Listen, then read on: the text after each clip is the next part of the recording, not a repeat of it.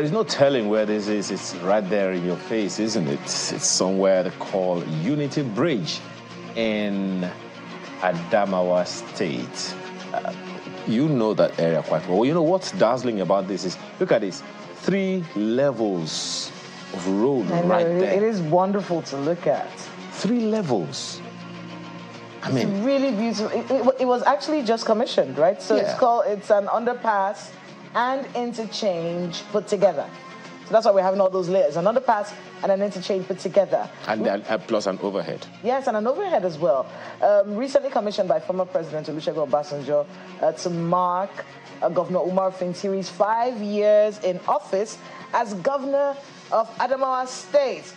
It's one of the 3 bridges that were constructed in Yola by Governor Umar Fintiri. So there you have it on your screens this morning. Unity Bridge, formerly known as Police Station Roundabout.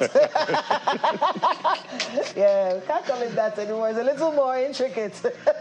Man, I'm just. Oh, look at the graffiti on the wall. I'm telling you, I remember I said it before we came on air. It looks like Independence Tunnel right at Maryland in Ikeja, Lagos. This particular, all these, graffiti done on the wall had the pictures of Nigeria's, founding fathers and all of that. But what you have here is just amazing. Please, can I beg that the people, my compatriots in Adamawa State, in that particular area, please maintain it. It's so lovely. I don't know how many people are doing graffiti now. That's lovely. It's really lovely. Beautiful. Wow. While you're looking at the people, I'm a little bit scared about the insecurity. Adamawa has been one of the major victims of terrorism and Boko Haram insurgency, and the fear that this infrastructure, God forbid. It's so lovely. It's so lovely to behold. Absolutely. And we really hope that there's peace in this state. I hope that the peace continues, that the security agencies do what they can to make sure that this place is secure, because we cannot have such a beautiful thing being destroyed. I say the people because there's something that we often say here. Eternal vigilance is the price of freedom. Yeah. We can't say since we have it already, we can all go to sleep. No, there is no sleeping. We just have to keep keeping on. Good morning and welcome. Absolutely. I'm Ayo Makinde here in Abuja. Good morning and welcome again. I'm Kayla Megwa, also here in Abuja. Ayo has finally come to Abuja. We thank the Lord for his mercy, and we shall take you around to show you all of the lovely things that you have said you want to see. There's a movie. We started yesterday. Good. And we shall continue. There's something someone said, the title of a movie, I Know What You Did Last Summer. I don't even want to tell them what you did. But maybe the papers have some of those things. I don't know, but let's get to it right quick.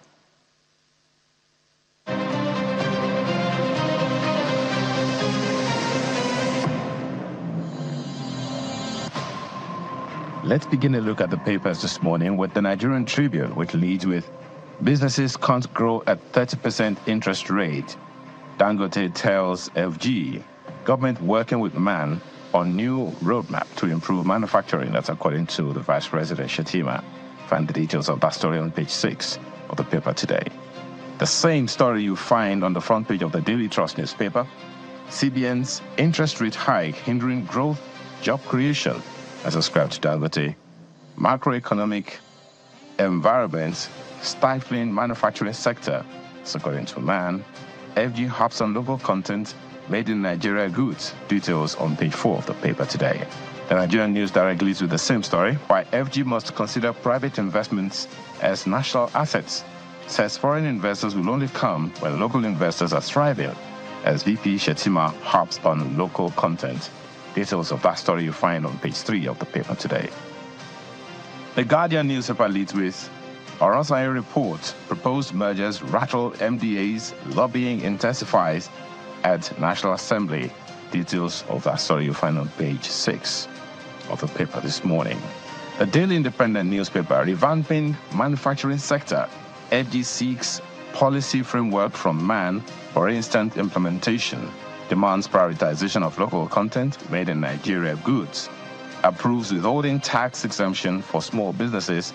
Dangote says Nobody can create jobs with interest rate at 30%. The story has its details on page 29. At the bottom of that page you find NNPC Limited declares state of emergency on crude oil production. What does that mean? Check the details on the front page continues on the inside pages of the paper. The Blueprint newspaper, however, leads with that one. Concerns as NNPCL declares state of emergency on crude oil production. Join the war or be left behind, Kyari tells IOCs. Details on the front page continues on the inside pages. The Business Day newspaper has a different concern. Concerns over Naira inflation as money supply hits 99.23 trillion Naira. Details on the front page continues on the inside pages of the paper. The Nigerian Observer has this one. Is it cheering to you? FG clears $850 million debt to foreign airlines. Cancels withholding tax to farmers, manufacturers. Details on the front page of the paper today. Look at the front page of the Daily Times newspaper. State of the Nation. Food riots very imminent in Nigeria, warns Agbakoba. The details are on page 2 of the paper today. Those are some of the papers we have for you this morning.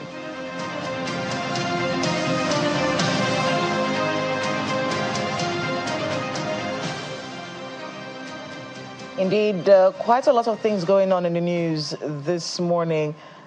Some of them pretty disturbing. That Abakoba story is actually one that really worries me. You know, the idea of food riots in the midst of this economic hardship and how people are dealing with it and how they're handling it. Something that keeps a lot of us worried every single day. How are you coping?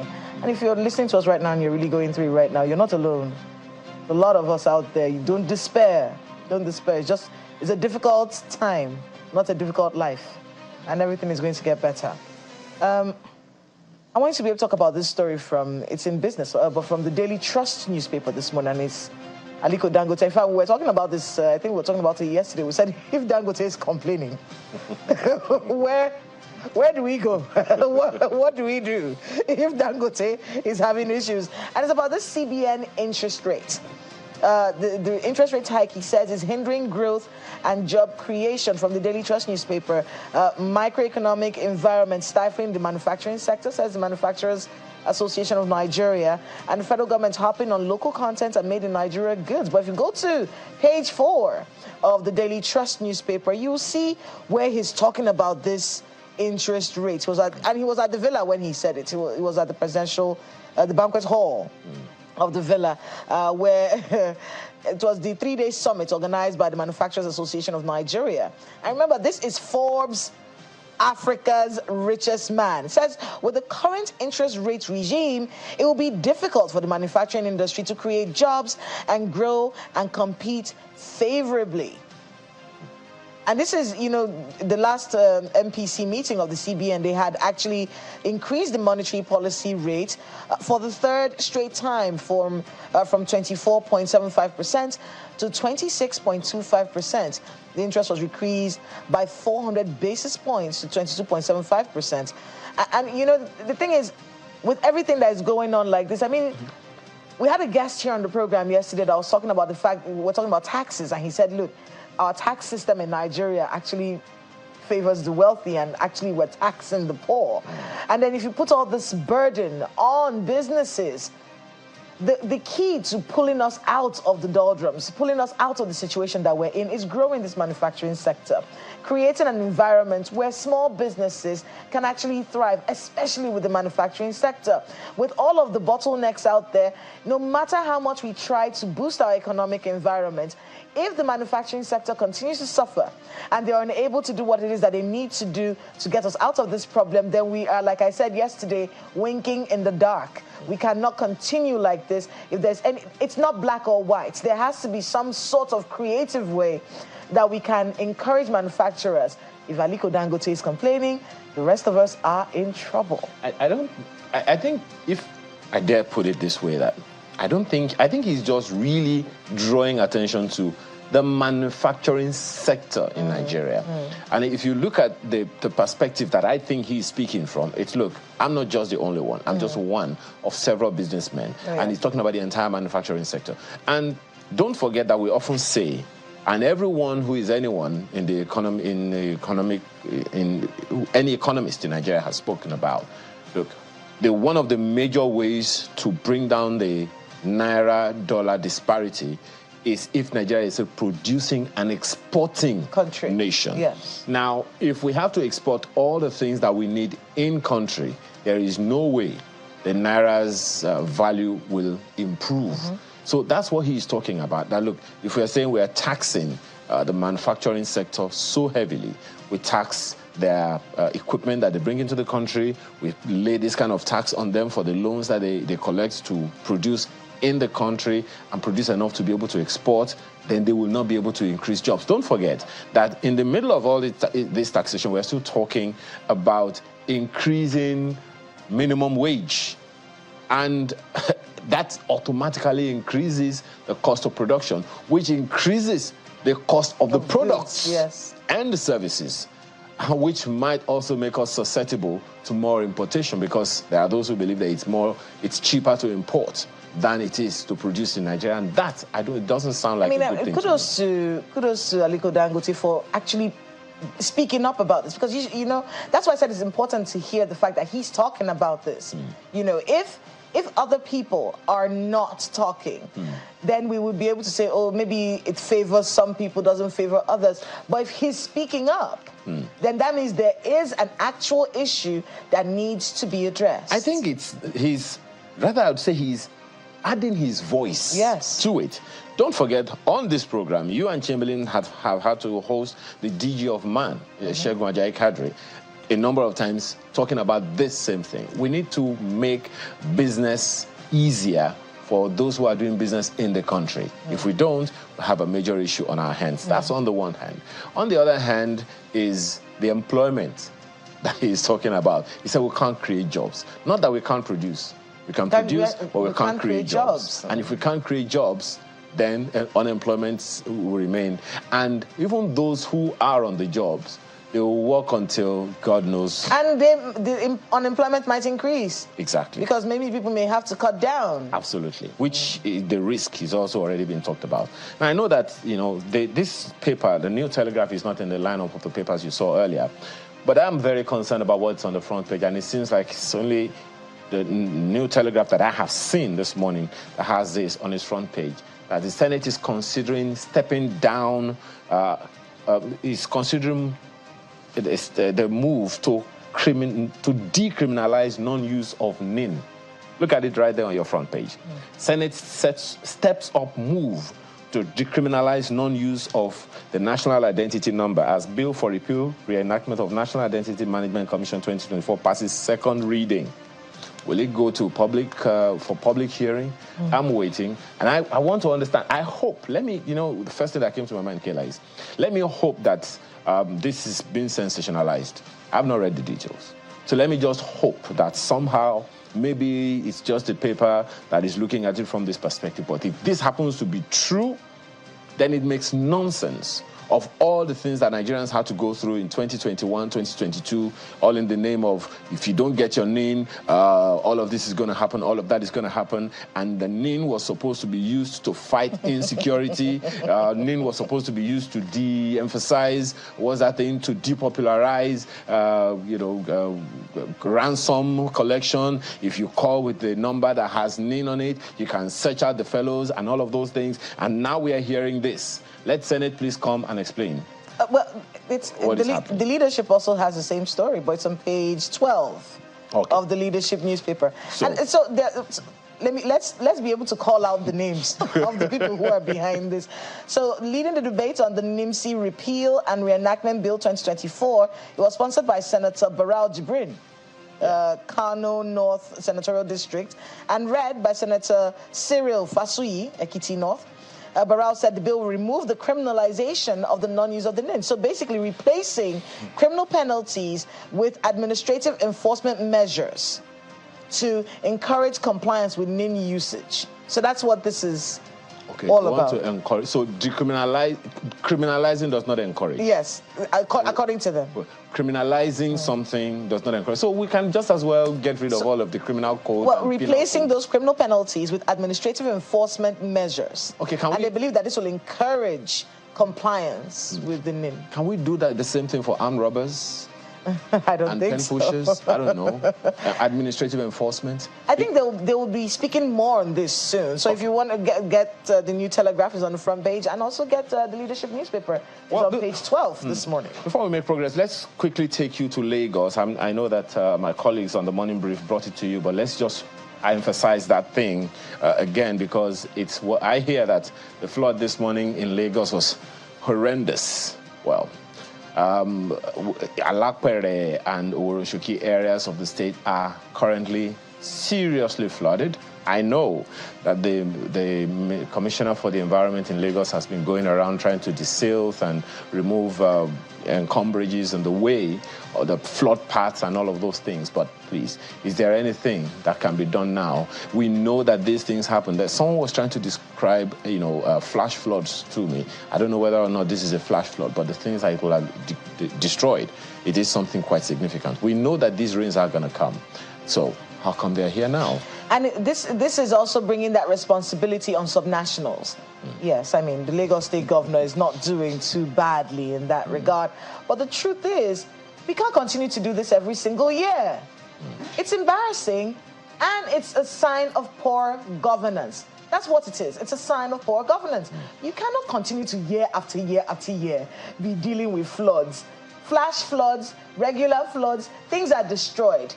This is not the case around the world. This is not international best practice. Yes, it's true. When the rains fall, it's possible. Yes, this would happen.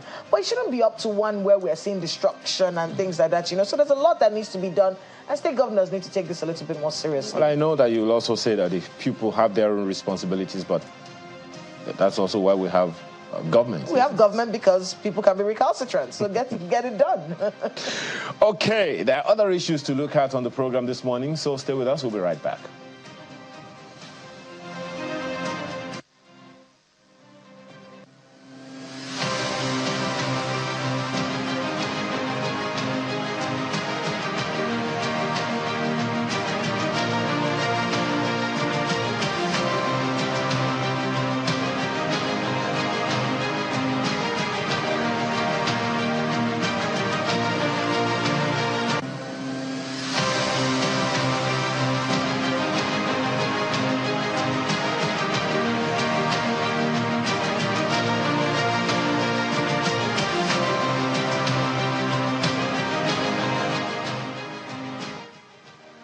It's the commencement of the second session of the 10th National Assembly.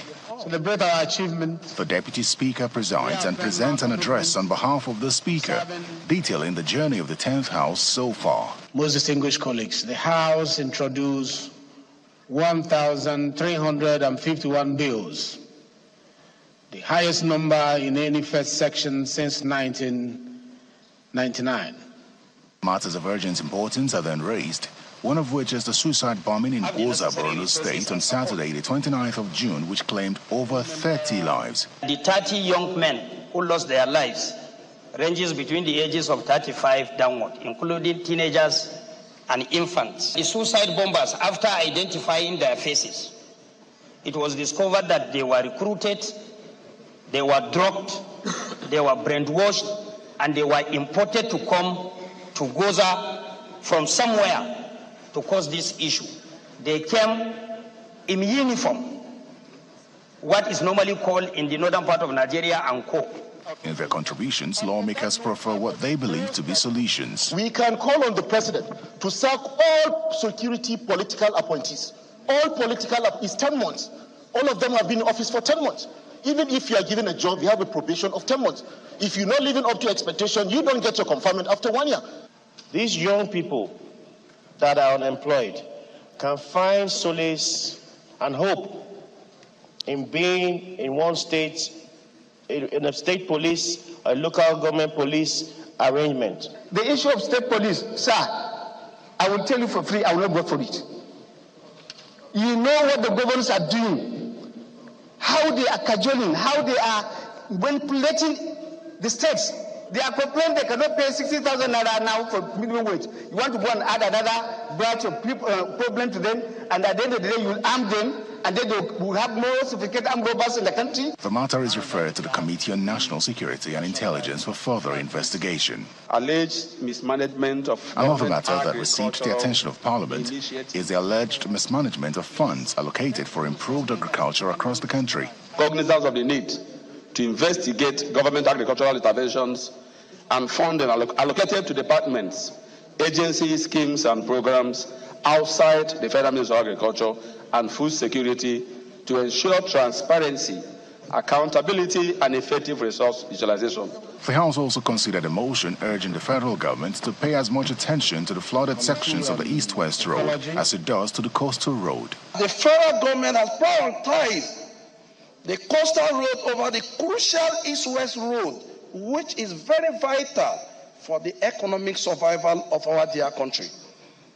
The House resolved urged the Federal Ministry of Works to immediately revoke or terminate the contract for the construction of the flooded East-West Road and award same to a company with expertise and capacity. The attention of the House was also drawn to the outbreak of cholera in the country by the minority leader, as the House resolved to urge the federal and state governments to urgently put measures in place to curb the spread of the disease.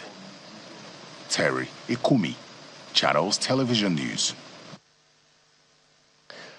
Well, two gentlemen join us this morning to have this conversation with us on the spate of insecurity, particularly that which happened at Gwoza.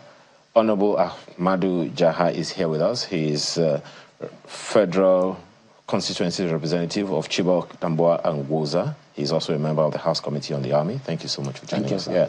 He's here with us. He's here with Mr. Dixon Osagie, who is a certified counterterrorism practitioner and global security analyst. Thank you for joining us. Thank you for having me. Let me start with you, Honorable. Do you think people generally have an understanding of what we're talking about here? Of the serious situation that took place in Borno State? Because there are those who wonder, wait, are we back there, or is it just something that just happened? 32 people dead already. One is bad enough.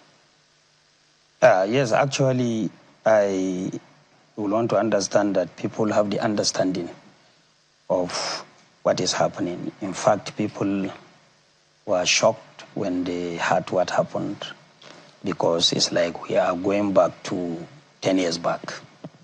Gwoza was declared a terrorist, zone 10 years back, to be precise, in 2014. And now in 2024, we still have suicide bombers in Gwoza, at the heart of the town, close to motor parks, close to General Hospital, and on the main road, main street, inside the town. So people are shocked of what actually happened, and as I'm talking to you now, every young man in Gwoza is holding either a cutlass or a stick or anything that he can defend himself with. So when you say the people are shocked, is government also shocked? Because I remember we had this conversation with the government official there, and they are also sounding like they didn't see this coming. No, from the statement of defense headquarters, it's like the government is not shocked, because it's like government have seen it coming, because their description is a sign of weaknesses on the part of the terrorists for going to attack soft targets, especially in Gwoza. And they went even to the extent of saying that their own military cannot be deterred with what actually happened in Gwoza. So from my understanding, it's like they might have seen it coming, and they know it's part of or it's a sign of weaknesses on the part of the terrorists. But for the people, we are somehow shocked, because we didn't see it coming. People were relaxed. People were somehow feeling at home, because a peace is gradually returning.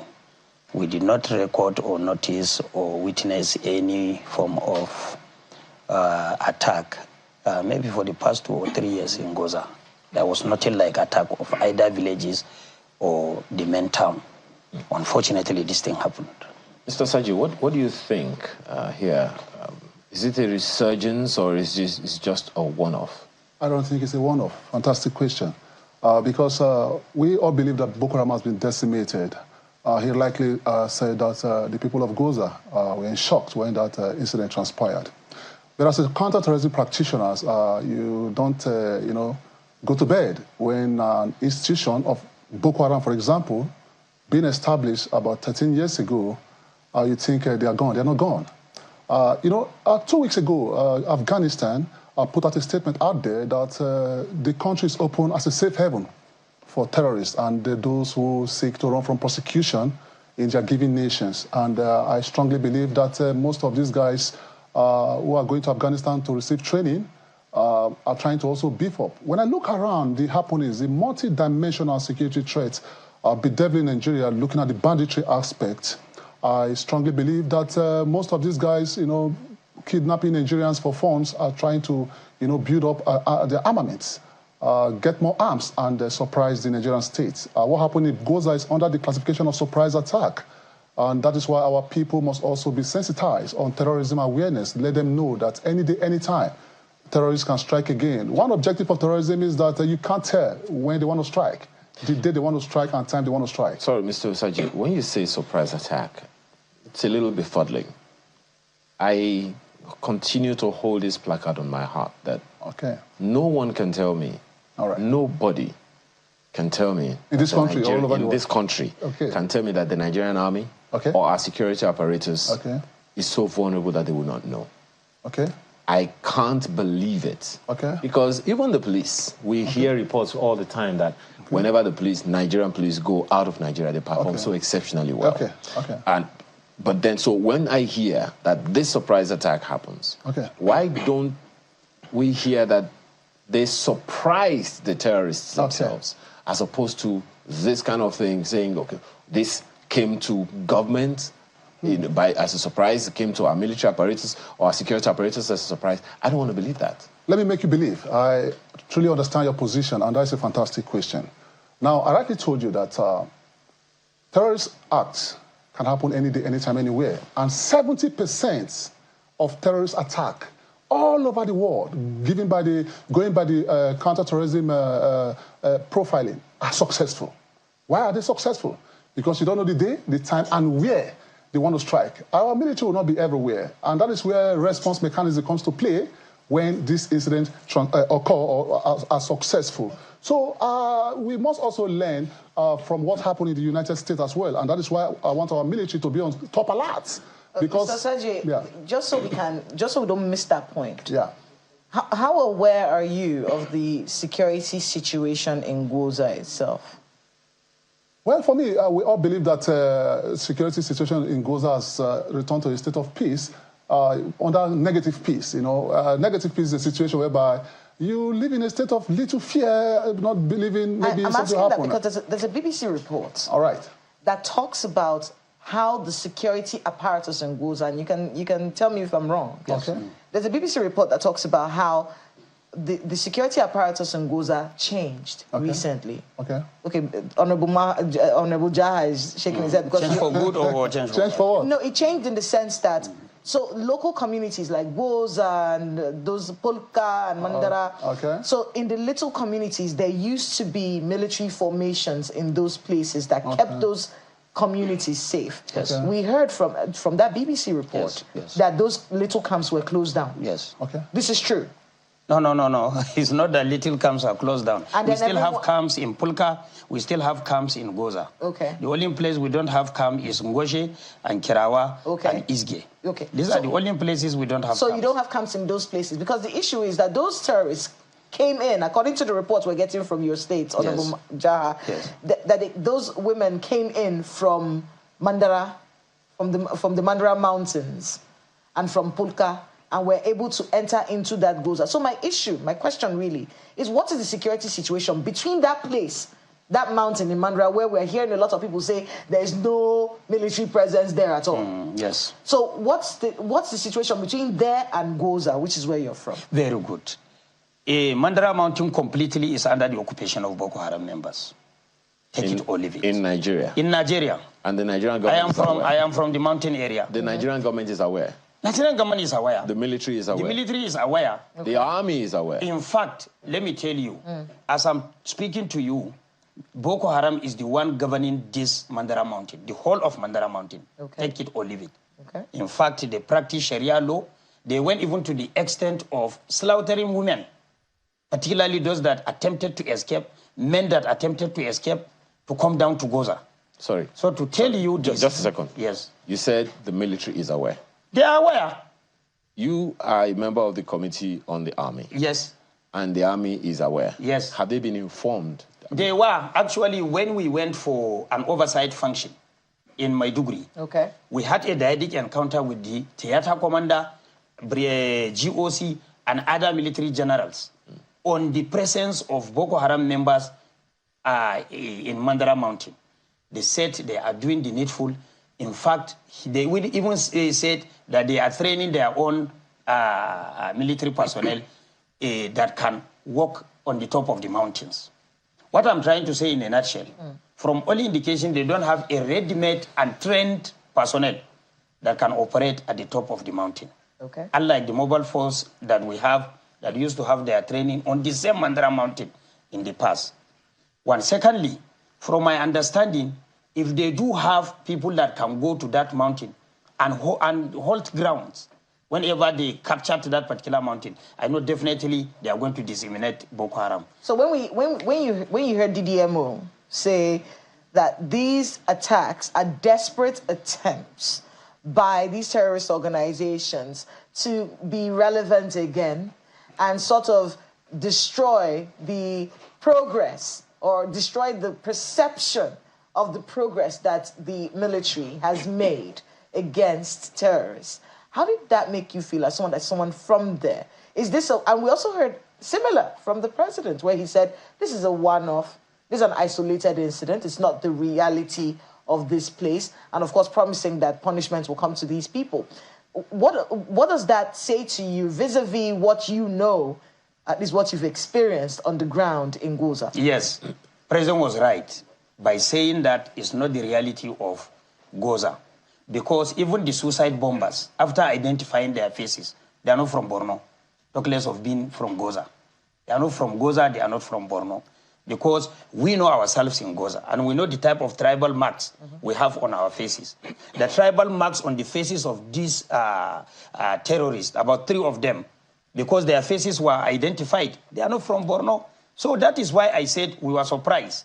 We were not expecting it. Let me tell you, at the very beginning, when the thing was somehow hot, what we normally do is whenever people are going to farms, the military men used to give them tag. Yes. And whenever they are returning back from home, from farm, they have to present this tag for collection. You can come in. Before you can come in. We stopped doing that out of complacency.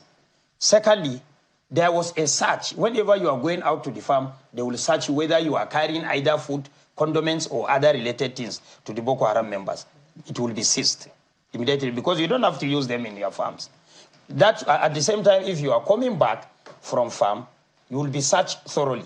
We stopped doing that. So, in short, there is a complacency on the part of the people, and there is equally a complacency on the part of our security agencies. That is the truth of the matter we have to accept. And another thing, somebody cannot come from maybe northwest, or southwest, or south-south, or southeast, or even north central, and come to the northeast and go to Gwoza in Borno State without a help from an insider. Whether we like it or not, we have to accept that. So, the truth is, and it's important that you've pointed that out. Yes. Because when military operations are happening, they always talk about the fact that residents, people from the communities are complacent, many members of communities are complacent in these attacks. Yes. Now, I want to be able to talk to a security SM Sosaje. Okay. With this dynamic, what should the military be doing right now? Visit the location, because I'm surprised getting this intelligence from my honorable. You see, one thing about terrorism is that... Wait, you said visit the location. What do you mean? Just go there? When I say visit the location, the military understand that they have to go there and decimate this criminal element from the territorial space of Nigeria. Understand what the question was. Yeah. We have, as he has said now, residents, people from the communities who are complacent in these situations. Okay. For whatever reason. And that's why they keep talking about the fact that the non-kinetic measures have not been addressed. Okay. So while you're busy fighting Boko Haram, you still have a fodder that they can still harvest from to put in their ranks. With that dynamic, what should the military be doing right now? Let me tell you something you need to understand. When it comes to terrorism fundamentals, you know, there are phases of applications. These terrorist groups, they are well designed. More than some multinational companies, they have a very robust organizational structure. One of the organizational structure is that they put in auxiliary force, they put in operational force, and they put in intelligence force. What this auxiliary force do is that they stay within the community and gather information where, when, and time to strike. Then the intelligence force send information to their command center. This is because the objective of terrorism is to maximize casualty. And that is why when you go to maximize casualty, your mission is to die. And if your mission is to die, that means you have no way to come back home. So these three forces, the auxiliary forces, the operational forces, and the intelligence forces, makes it very difficult for you to ascertain when and where they want to strike. Now, you really talk about the military. Let's give the military the cap, you know, for you to put your life on the line to die for a given nation is worth appreciating. But we must not allow these terrorists to survive. We must not give them time to regroup and also recuperate. What the military should be doing after hearing my beloved honorable giving this intelligence about the occupation of Marada, I think we have a special force that should go to that mountain. 2 weeks ago, the Israeli forces went into the enemy's den of Hamas and extracted 3 Israeli hostage. What happened? They had a formidable force protection team in the sky, giving them coverage, and they went there into deception. The military should also apply deception this time around if they want to take out these guys, because deception is one of the given factor in a battlefield, deception and surprise. So we should go after these guys and decimate them anytime. We must not allow them to regroup because they've messed up a lot. But I must tell you this bitter truth. I see a rebirth of Boko Haram. Before we get to that question, with what's happened, we saw from the report from Borno that those women, there were 30 of them. Am I correct? No, 30 people that died. That's how many women, how many terrorists came into Gwoza? No, as far as we are concerned, is 3 that detonated the bomb. 4. There were 4 detonations. Yeah, there were 3 detonations. So are we aware? Because I went there, I visited the place. Are we aware of are these the only people, or are there others that should be? Is there some kind of vigilance that should be going on right now? Yes, so that we can...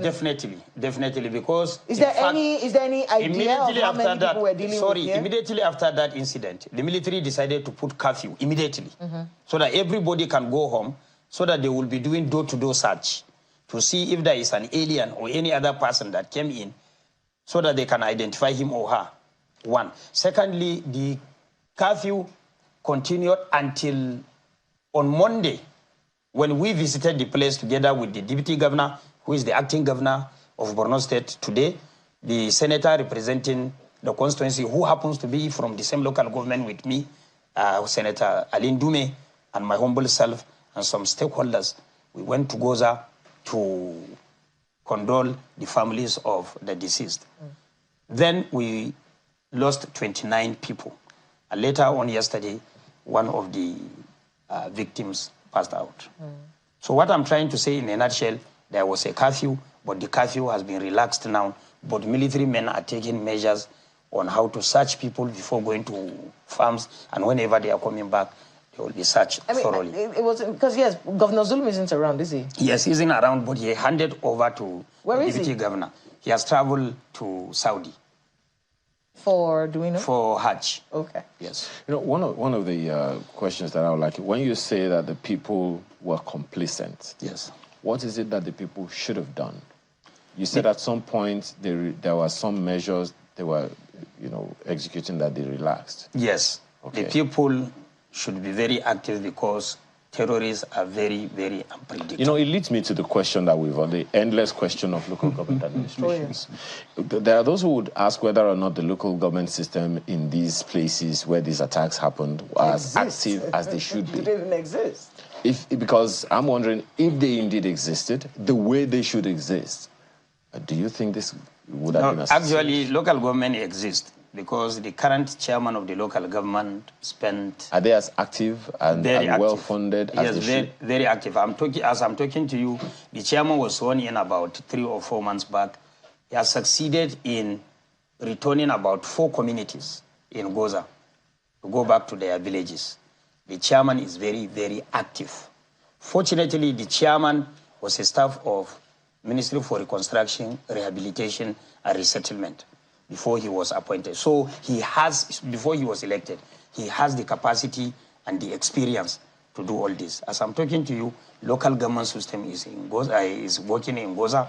All the head of departments are in Gwoza, and the local government chairman is up and doing. As I'm talking to you, before I come to this studio, I called him. He was on his way from Oba to bring fertilizer for farmers. So the chairman is very active on ground. There's a question. There's a conversation we had with another citizen, an indigenous. I forgot it's a Massa or something like that. He was with us. I think it was last week or even Monday, saying that look, Boko Haram has infiltrated the community. That there are even members of his own household who are members of this terrorist group, and that it's like everybody knows everybody, and that sometimes it's even difficult to rat them out because they are your family. Is it something that government is aware of? No, I don't think that is true. The truth of the matter is, even in a family, you have people that have sympathy for Boko Haram members. Just sympathy, not membership? Not by extension, membership. Because if you have sympathy for somebody, you can give him information. In short, there is fifth columnist attitude in the operations, whether we like it or not. You have people that are still bad eggs communicating with the Boko Haram in the bush, which I believe the security agencies are doing something about. Now, I am aware that we understand that there are at least one DSS official, one intelligence officer in every local government in the country. Yes. That is why I'm still befuddled about the fact that this is something that caught us by surprise. No, it's going to catch us by surprise, and I say it and I will keep on saying it. I said we were relaxed. There was some level of complacency. Including the DSS officials? No, I said all the security agencies and the people.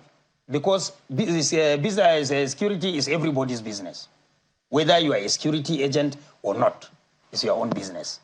And you have to take it seriously. I mean, that's shocking that complacency entered into this situation in Borno. Just not too long ago, we had the attack in was it Yobe? Where the residents refused to pay harvest tax to Boko Haram.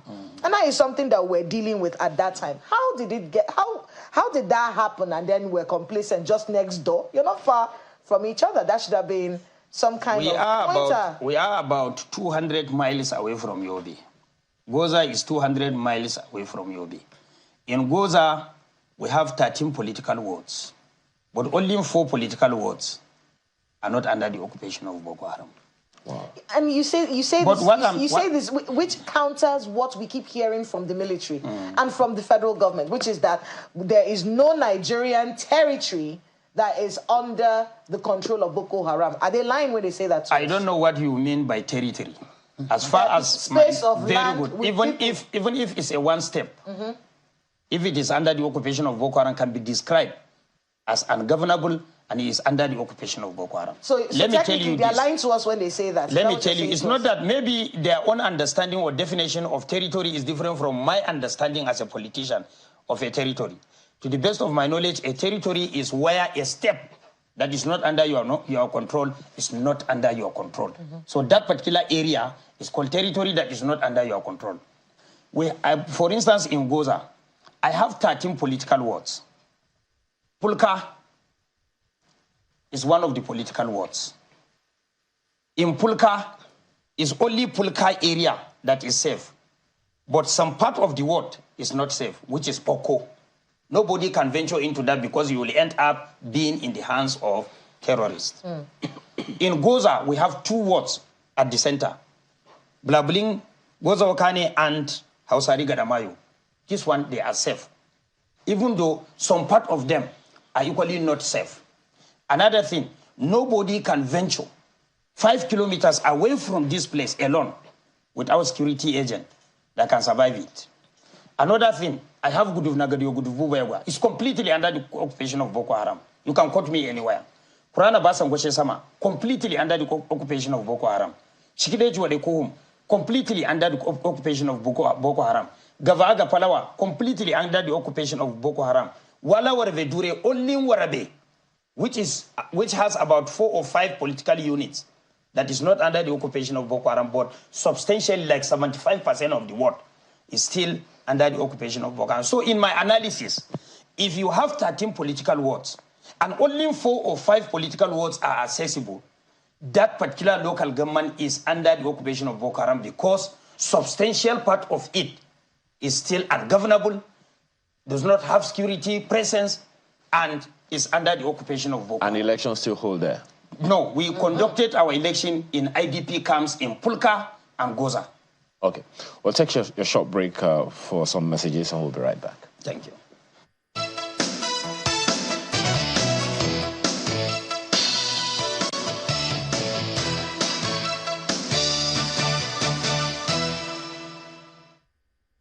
Navigating a challenging business landscape requires revitalizing your organization for sustainable success. Join Texam, UK's Professor Paul Griffith, the world's first professor of management, to lead a rocket launch at the Wheatbaker Hotel, Ikoyi, Lagos, from 17th to 18th July 2024 for a transformative 2-day session.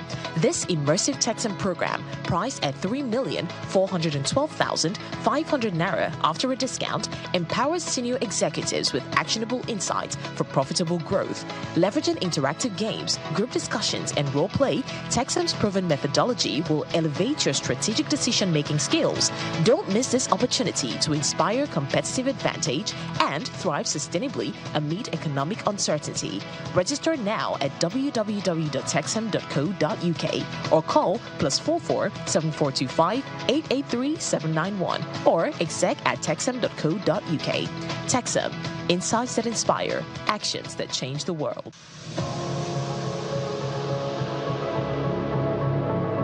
Today, we salute the Nigerian Army's rich legacy of bravery, resilience, and commitment to duty. For 161 years, we have stood tall, protecting our nation and upholding the peace. We are proud to be soldiers of this esteemed institution. We wish the Nigerian Army happy 161st anniversary. We send warm wishes on the 161st anniversary. Together, we have faced challenges and overcome them with unwavering courage. Let's continue to make our nation proud. Happy anniversary! Today, we join hands in celebrating Nigerian Army 161 years of gallantry, resilience. We stand tall, united, and ready to face any challenge that comes our way. Proud to be part of this noble institution. Congratulations to the Nigerian Army.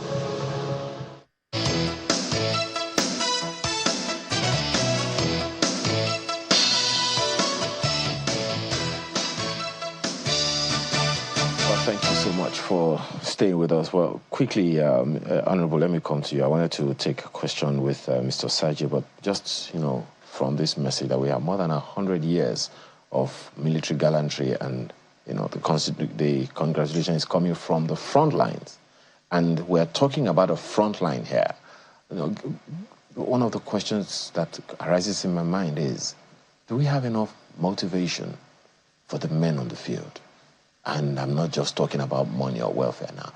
Is this something that are they motivated well enough to be able to dare anything? I don't think they are motivated because their effort, if you compare it with what they have been given on daily basis or monthly basis, it will not tally compared to what is obtainable in other countries of the world.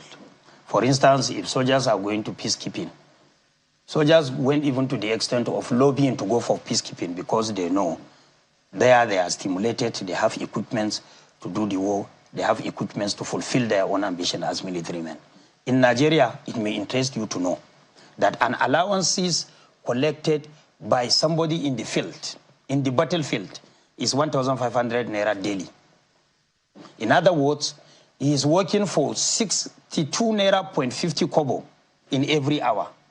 So in other words, if he is going to fight terrorists for 2 hours and survive, he will end up getting 125 Naira. How do you expect him to perform? For God's sake, we have to tell each other that he has family. How do you expect him to perform? If he can fight terrorists for 2 hours, what he can go home with is 125 Naira. Imagine if someone offered him more. Imagine if someone offered him more. Honourable, what's your take on it? With the question that I will beg your pardon, Mr. Sajid. I wanted to ask you, I mean, he was talking about political words and everything. So the question that came to my mind to ask you about that is this a politically motivated occurrence, or it is something that some have called a grand global scheme? Well, you know, terrorism has three foundations of sponsorship. We have the state-sponsored terrorists, we have the state-directed terrorists, and we also have the independent terrorists. Sometimes state-sponsored terrorists are terrorists that the government or the state tends to supply arms and ammunition, while the state-directed terrorists are terrorists that the government, you know, directs them to go after the enemy of the state. Then the independent terrorists are terrorists that, you know, on their own way try to rise against the state. Now, where Boko Haram stands, I'm unable to place it. Either it's been state-sponsored or, you know, independent. The battle has lingered for so long. You think it is possible for it to be state-sponsored? If it is state-sponsored, it could be an international state-sponsored, because most of these guys sometimes get money from the international community. Like sometimes what these terrorists do, they have an organized system whereby, for example, maybe Boko Haram made a lot of money through hostage-taking. They can send it to their international brothers to also get arms and ammunition. So that is where we have the major problem in the area of terrorism management. But I think we're still going to get it right. Like we rightly talk about motivation and force protection, and as well, we need to tell our military to do more for us, because we can't live in a country where we still have some non-state actors occupying the territorial space of Nigeria. Because what has been put out there for so long is that Boko Haram has been completely annihilated. Going by what the Honorable have just said, I think they have not been annihilated, and the military should take this very seriously, and they must go after these guys because they are not powerful than our military. I mean, kudos to the military for the work that they do. And I'm a military kid, so I know I know what that's like. Oh, sure, you know, and the need for the Nigerian people to support the military and always show up, you know, their morale. They survive on our morale, because like Honorable just said, that money makes no sense. It's been so long. The money makes no sense. So they basically are surviving on their morale and their patriotism, Nigerians, which is a very important thing. I want to be able to talk with you because you just mentioned terrorism management. Yeah. There's a question that a lot of people have been asking recently since Gwoza's attack happened, and it has to do with this concept of repentant Boko Haram. Okay. We have understood that there are different levels of Boko Haram. Okay. Not everyone that is called Boko Haram was shooting people. Some people were supplying fuel. Some people supplied food. Some people supplied perfume. Some people are terrorists by association. Fantastic. So this issue, is this being managed properly? I keep asking. I know that the idea that we don't want them stigmatized because that would encourage more of them to give themselves over to the military and say, okay, we're not doing this anymore. So we get that. But is there some kind of, are we handling it properly? Is it being done properly in your view as an expert? Well, in my view, I think it's not being done properly in the, you know, when we talk about the repentant Boko Haram or the repentant terrorists. In the U.S. terrorism policy, there are two major factors I highlighted from the U.S. terrorism policy. One of the policy statements is that make no concession with terrorists and strike no deal with them.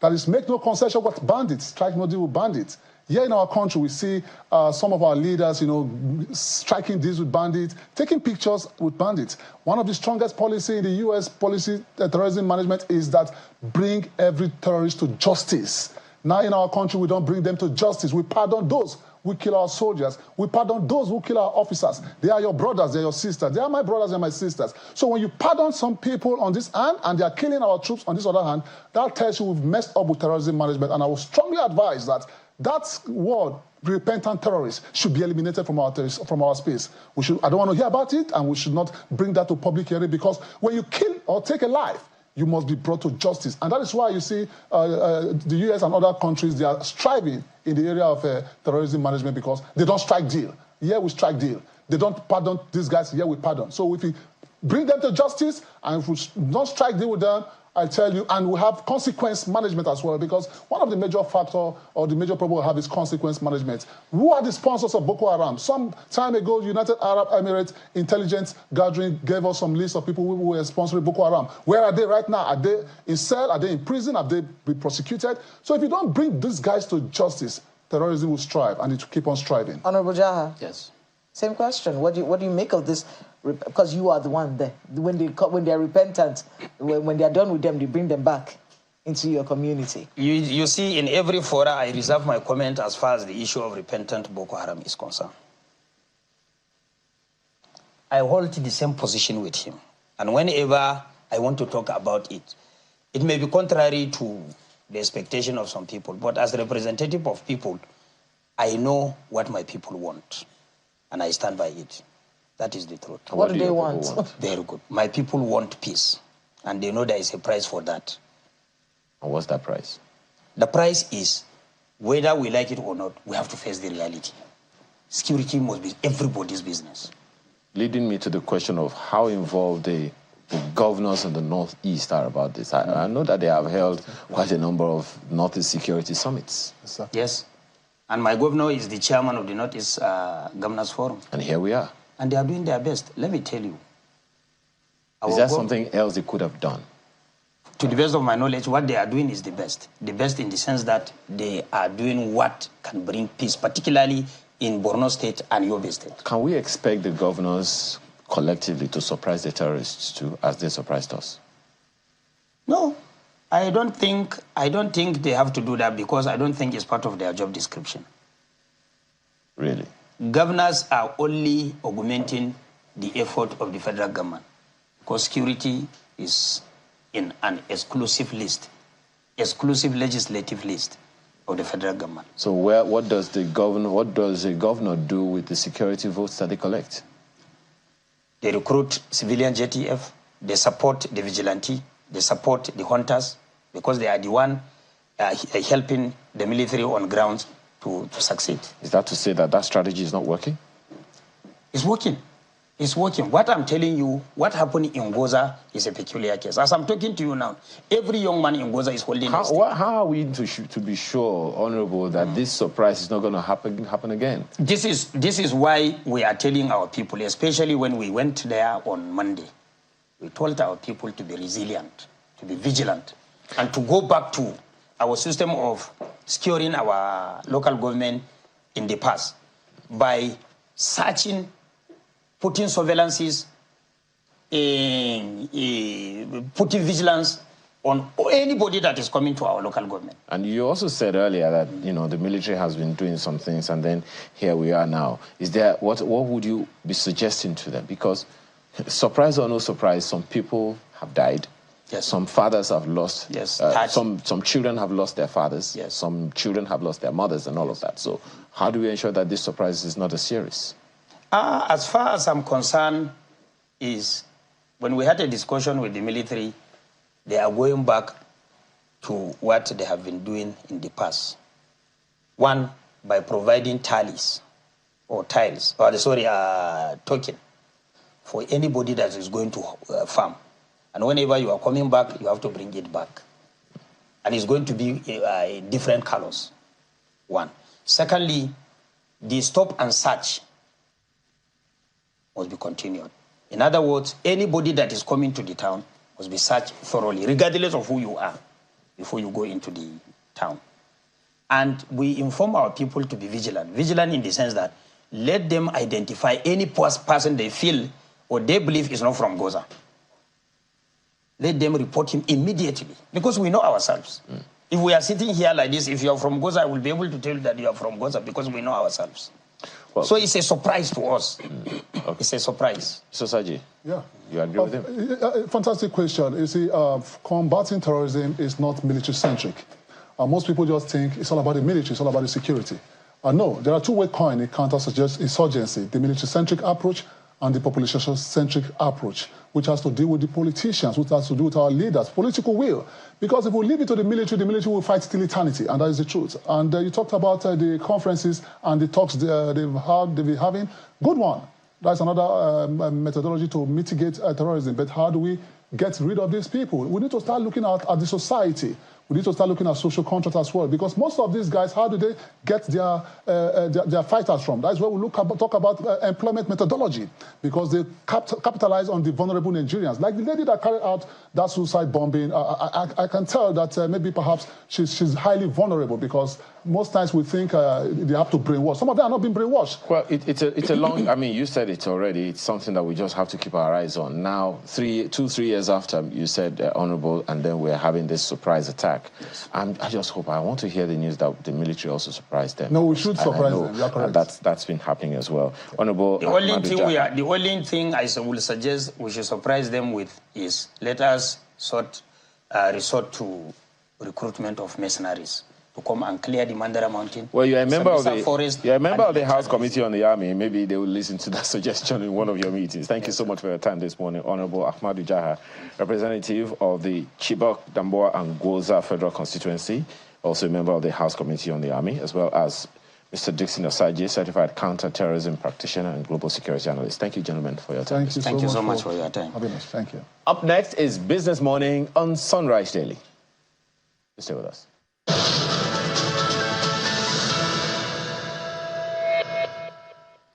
Thank you, Ayowell. Hello, welcome. It's a rainy trading morning right here in Lagos, Nigeria. Let's get to the top stories that set your agenda now. Starting with the oil market, we see oil prices edge higher again, continuing from yesterday's jump there. We see Brent $86.59 a barrel, up 0.39% in early trade today. WTI crude as a U.S. grade, $83.14. That's getting higher. We know this is the grade that the Dangote refinery likes to import at this time. So we've seen prices rising with WTI at this time, 0.45% up. That's what we have. Let's get a check on the FX market now. Let's get a close for yesterday. We see the Naira depreciated by about 3 basis points yesterday. But for the previous trade for NAFEM, 1,505 Naira. That was a close from 1,508, 0.23% jump there. Then for the NAFEX, 1,509 Naira for the close. So there was a trading range yesterday from about 1,400 to 1,500 Naira to the dollar, but we see a 1.84% jump there, and that's for the NAFEX. And for the gross external reserves, that improves slightly by about 0.14%. $34.19 billion. All right, to other stories now. We see the Central Bank of Nigeria has threatened to sanction commercial banks and other authorized forex dealers that reject the old and small denominations of the U.S. dollar from their customers. According to latest statements released on its website, the financial market regulator says the directive comes after the market intelligence it carried out revealed the continued rejection of affected dollar notes, which it describes as unacceptable. The Apex Bank mentioned that it had been faced with complaints of the rejection of old and low denominations of U.S. dollar deposits in the banks and directs all DMBs and authorized forex dealers to accept both old series and low denominations of the U.S. dollar bills that are legal tender. And the European Union ambassador to Nigeria, Samuel Sopi, has announced that Nigeria remains the EU's largest trading partner with 35 billion euros in trade last year. At the EU-Nigeria Business Forum, she noted that EU-Nigeria trade relations are valued at 26 billion euros, a third of Nigeria's foreign direct investment, and commended Nigeria for paying over 90% of the 850 million euros to European airlines. Take a listen. The 9th EU-Nigeria Business Forum has brought together members of the diplomatic corps, Nigeria government officials, members of the private sector, and Nigerians from all walks of life. After years of this partnership, officials see the forum as a time to take stock. How has each partner fared in bilateral relations? The European Union remains by far Nigeria's largest trading partner, with a total trade last year of 35 billion euros, accounting for about 1/3 of Nigeria's foreign trade, and a balance, and I think we need a round of applause here, of over 10 billion euros in favor of Nigeria. Reassuring words indeed, but in recent times, issue of relocation of multinational companies to other countries came to the fore at the meeting. Unfortunately, we are not happy that our brothers, some of them have been leaving. Friends don't leave you when things are not looking good. If truly you are here for our mutual benefit, even in these challenges, you should be able to help us provide solutions. Government officials, however, insist that there's no cause for alarm. They itemize the present administration's plan to boost trade and investment. Confronting decades of underinvestment and choices that should have been made but are just being made may come with some social cost and challenges, particularly for those at the lower end of the income strata.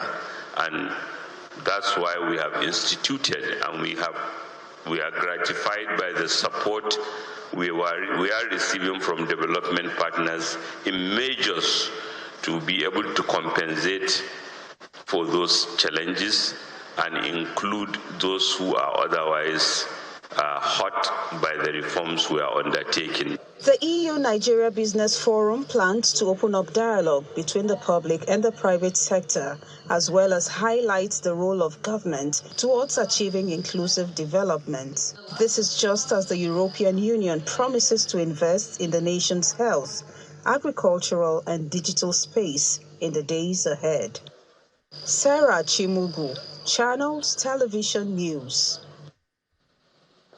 And now to our first conversation. Well, maize is the most extensively cultivated food crop in Africa, serving as a primary food source for over 300 million people. However, its production is significantly hindered by drought and insect pests, which adversely affect yields, resulting in crop failures, hunger, and poverty. With support from the Bill and Melinda Gates Foundation, a United States agency for international development, the AATF is spearheading the Tell Maize project. This public-private partnership aims to tackle the challenges of drought and destructive insects, specifically stem borers and fall armyworm.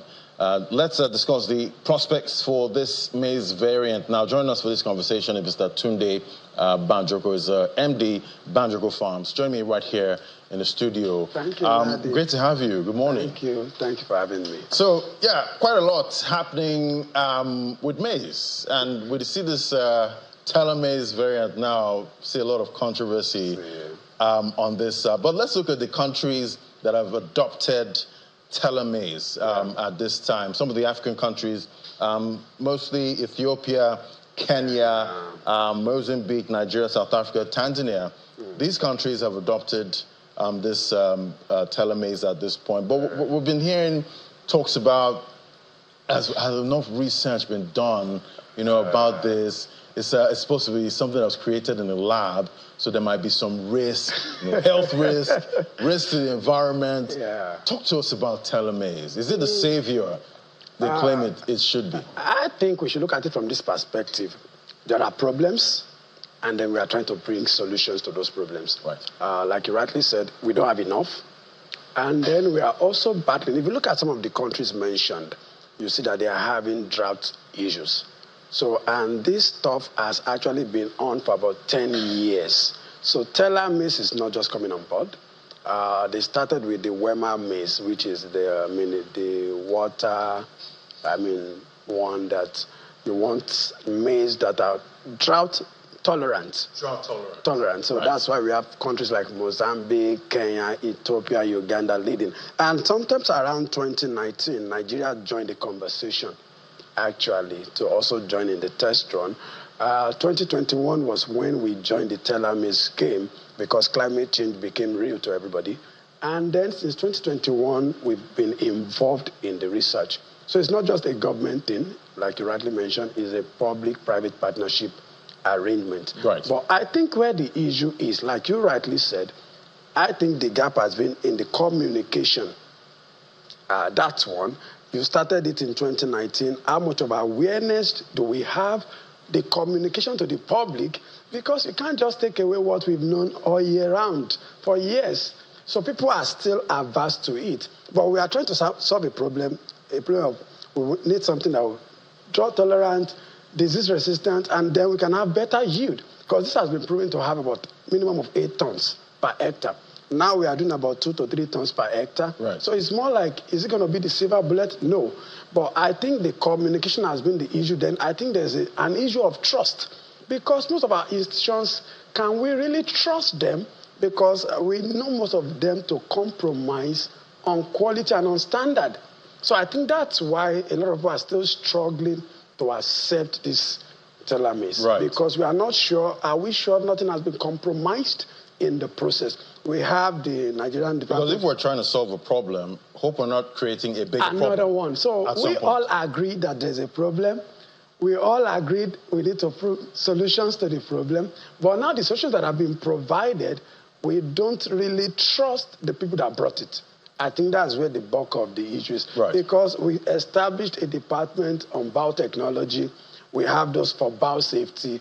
But are we hearing from them? Do we even know the people behind it and their expertise? I think that's where really the... We're trying to hear from the biosafety department at this point to see if they've done enough extensive research when it comes to teller maize. The other one, I've been on for about 10 years, so maybe we could speak of, okay, what's the success rate? Because some countries also complained that what they've got is an average of 3 tons per hectare, not the 8. So can we, like I was saying, I think on Morning Brief last week, it's not enough to do something on a pilot phase, small scale, 1 plot, 2 plots, and roll it out for commercial. Has it been commercial? I mean, the director was saying sometimes, maybe last week or 2 weeks ago, that it's not been launched. It's only been commercialized. Okay. What's the difference? You will have to bring her to explain that it's only been, commercialized, not launched, that they've not really gone into the market. But now, this thing came into Nigeria 2021, officially again 2024. So, but can we see any of these agencies, can they show us where they did 20 hectares, 30 hectares? What they said they did was they did pilot phase in 10 states. 10 states, and then they said average of 3 tons per hectare. So we have to be sure that we've done the right thing. All right, when it comes to GMO, at this point, there's also this issue of labeling, because you want to be able to make a choice. Yeah. Do you want GMO foods or do you want organic? Yeah. But in this part, there's a labeling gap. Yeah.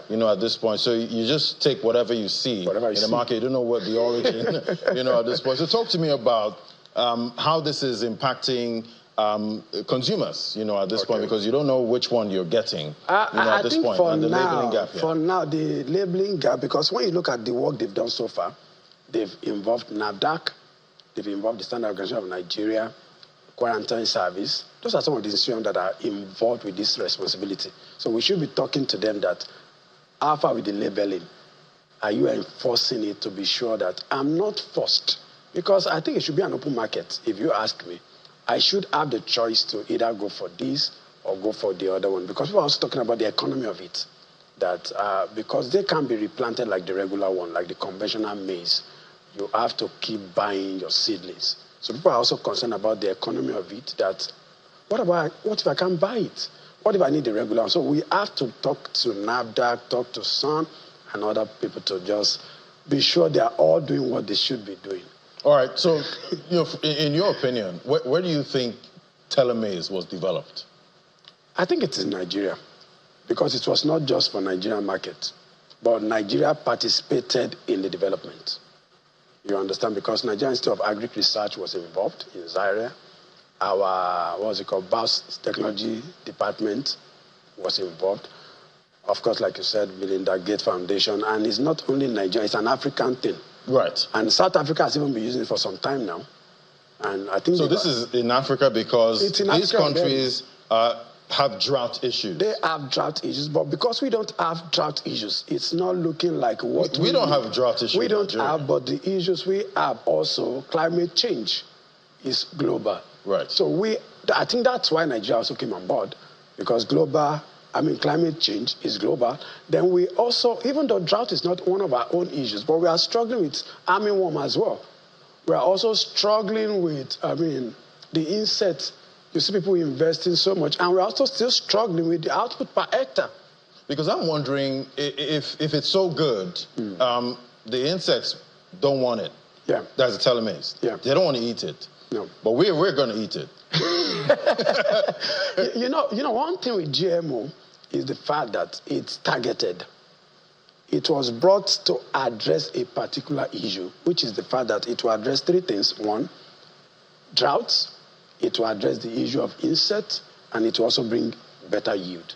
So that's maybe, the driving force. And we actually need that, because if you look at what we are buying in Nigeria now today for maize, at about 700,000 per ton. Right. And about 3-4 years ago, I buy 70,000, 80,000 per ton. So, meaning there's a clear issue on ground that needs to be solved.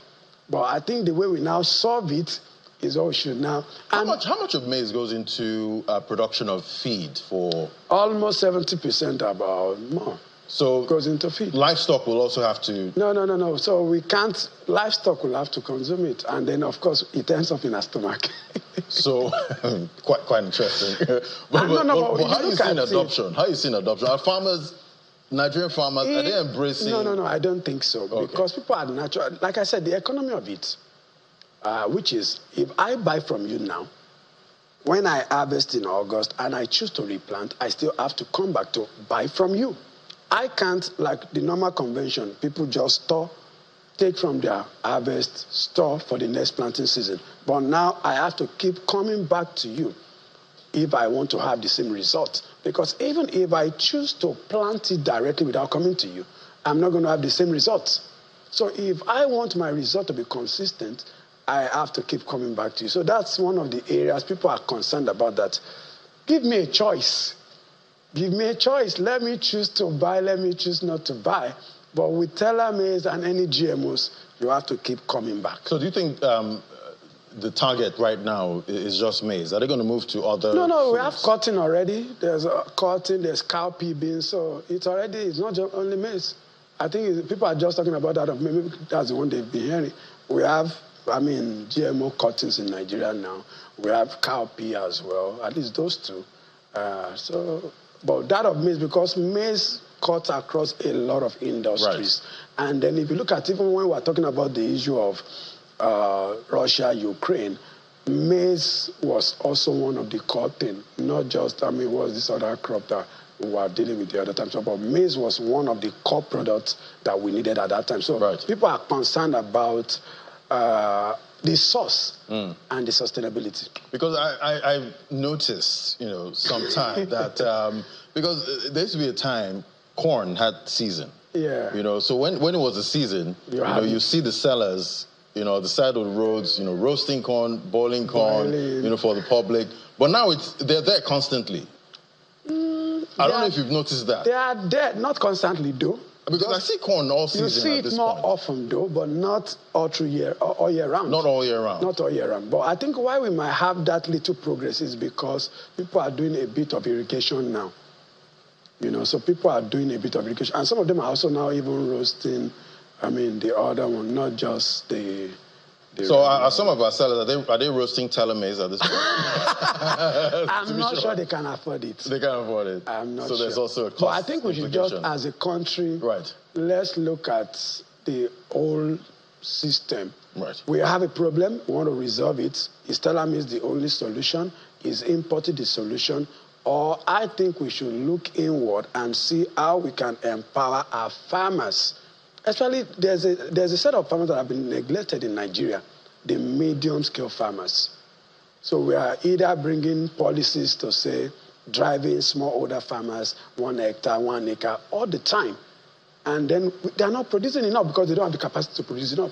Right. So you see somebody who has 50 hectares, 100 hectares, we are always leaving that bracket in all of our policies. Looking at it over the past 5-10 years, then for like the anchor borrower was targeting the small farmers, the big corporates. So those guys are the middle, and most of them are closing shop. And that sector we should not neglect. All right, before I let you go now, talk to me about the Minister of Agriculture right now. Are you seeing any moves from that ministry when it comes to tackling our food problems? To be honest, from where I stand, I'm not seeing the move that we need at the moment. I expect more communication from that minister himself, not just maybe Twitter posts, not just Instagram posts. Everybody's not on Twitter. So why are you not engaging? I'm not sure. I've probably been in any conference recently where he's been probably involved speaking. You understand? I'm not sure he's been having any stakeholders engagement. So I think he should be more vocal.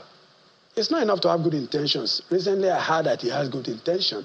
But I think it should be more vocal. Okay. And I think they should be national in their thinking. That's my personal opinion. I think more of their projects have been geared towards the north. Personal opinion, like I said, they should engage across board and look at where each state has comparative advantage and leverage on it. And I think they should also prioritize, like I keep repeating, the issue of Bank of Agric. It should look into it, and let's see how we can help farmers scale up. Fantastic. Because if we don't scale up, that's why we're talking about telemes. If we are all scaling up, we don't need telemes. We won't need it, but it will be an option. It will be an option. An option. Yeah. All right. Thank you so much. Always great having your perspective, Mr. Tunde Banjoko, MD at Banjoko Farms. Thank you so much. Thank you, Ladi, for having me. All right. We'll take a break now. When we come back, we head straight to the markets. That's the moment. Do stay with us.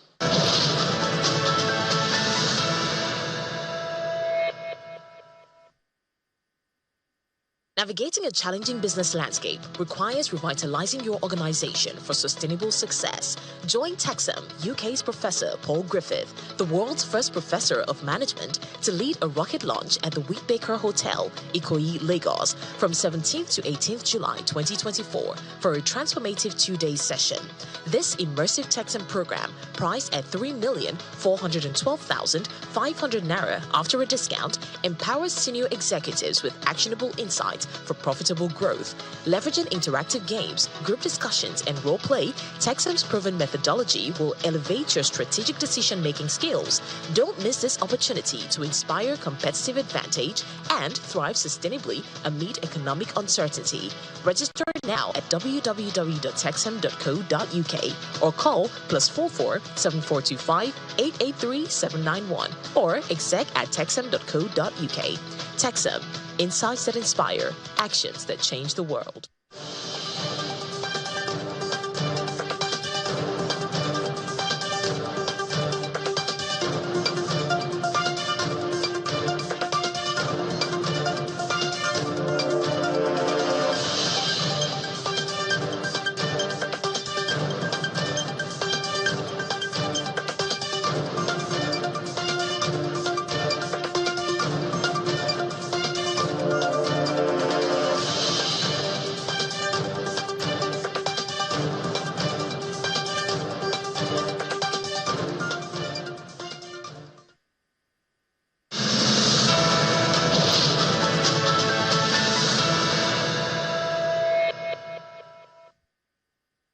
Welcome back. All right, let's take a look at the best performing, top 5 best performing stocks in the first half of 2024 and gains minted. We see Julie PLC there topping the counter, 1,500% gains for the first half of 2024. Gerigu Power PLC comes in second, 150%. Veritas Capital, 148%. Julius Berger there, 127.91%. And Dangote Cement comes in at the 5th position, 105% gains. So definitely if you invested in these, you're definitely smiling to the bank because you've outperformed inflation and currency devaluation at this point. Let's bring in Mr. Ayodeji Ebo, who's the MD Optimus by AfriInvest. Great to have you on the show. Good morning. Yeah, good morning, Nadi. It's great to be here. Yeah, so looking at the gains so far from these stocks, quite an incredible first half of 2024. Talk to me about how you can actually identify these kind of stocks before they go up this high, you know, in this market, so you can actually key into the second half of 2024. Talk to me about that. Okay, thanks. I think the first thing is to look at the sector where those stocks are playing and the activity. So you look at Julie, for instance, what is happening is mostly you see the activity going in that space is really very lean, which means that just a few people are selling within that space, and some people are trying to take particular, maybe sometimes you have people trying to take particular position in some company, maybe based on the expectation to turn around that company. And if you have very few people trying to sell, that's what I would say for Julie Pharmacy, because it was, when you look at the amount, the units that moves the shares is not significant. But when we look at the likes of Gerigu Power, Dangote Cement. Yeah, so for some of them, it was strategic. You would see for Dangote Cement, for instance, was when they announced the share buyback, was also part of what led to the move that we saw. However, we observed that there's been less activity even in the stock, which is also making it sustain that particular momentum, that level where it stayed, compared to how we used to see volume in and out, and that will lead to the ups and downs in that particular stock. So you look at Geregu too, for instance, the activity within that stock too is also very limited. So, but in identifying most of these stocks, maybe ahead of time, most times it's the strategic positioning of maybe the company trying to look at you have to look at where they play. So you would see Julius Berger, for instance, that major gain that we're also seeing. You would agree with me that we know that construction is a major area that has picked up, and sometimes you have some strategic investors trying to acquire these stocks even at any level. They want to get a board seat. And when you begin to see week on week, they don't just gain the maximum amount you can gain in the market is 10%. You will see like Juku Pharmacy, for instance, when it was still at maybe 2 naira, 3 naira, I tracked it, saw it, but you will see that there's no major supply at that level. But when you look at the other four, for those ones, when you begin to see volume or you see them consistently appearing on top peaks for the week, you can begin to ask questions on what is actually happening in those stocks. And when you get the right answer, so that is fundamentally driven, not speculative, because if you go right on speculative, you can also lose your funds. You know, just like we are talking about top gainers, there are also top losers within that particular half of the year. So by and large, you have to be very close to the market and also look at how policies are also shaping some of these companies and decisions that the management and the board of those companies are making. All right, going into H2 at this point, what sectors do you think investors should actually be looking at for the second half of 2024 if you're trying to beat inflation, at this point? Okay, I think one of the attractive sector that investors should look at is the telecommunication sector. Yes, we've had, because of the FX losses, the companies within that space, their profitability is being impacted. However, we know that when you look at the revenue top line, when you break it down based on data, voice, the PSB license, it continues to grow, and there continue to be opportunities. So investors, when they see that when prices are a bit low to a level, you buy in, or you begin to buy in tranches and position ahead. It is not when they turn to profit, but that's also what happens. Not when they turn to the profit level that you now want to buy the stocks. The agri sector too is also an area that we should also look at, that provide prospects. For most of these companies, even with they still sell internally almost 95% of their produce. And if it means that if they even expand, there's still opportunity for them to export. So it continues to grow if there's no major policy shock on them. The banking sector, while there's really activities, now there's a lot of activity going on around capitalization. Investors will need to choose whether they are taking up their rights, whether they are buying in the market, whether they are buying offers, which will also increase outstanding shares. And most times that also will depress prices. But for long-term investors, it's when prices are down that you should begin to take a position for the long term. So they will present long-term activity or long-term attractiveness as we progress. So those sectors, the cement sector, we still feel there's potential there, given the construction contract within that space. Right. So much to unpack there, but I guess the mantra still stands. buy when the market is fearful, and maybe sell when the market is greedy. Thank you so much. Always great having your perspective, Mr. Ayodeji Mabel, who's the MD, Optimus by AfriInvest. Thank you so much. All right, so that's it from me on Business Morning. We'll give you a summary of stock market close later in the day. I'll hand things over now to the Sunrise Daily team.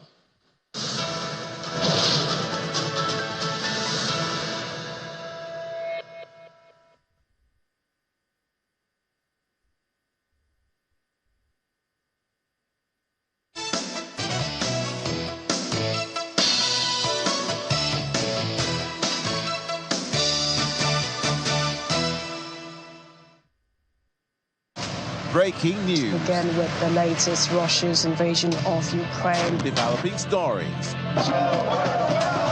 And the conversations that matter. We see an increase because of the economic pressure on them. The people are paying more for crossing borders irregularly.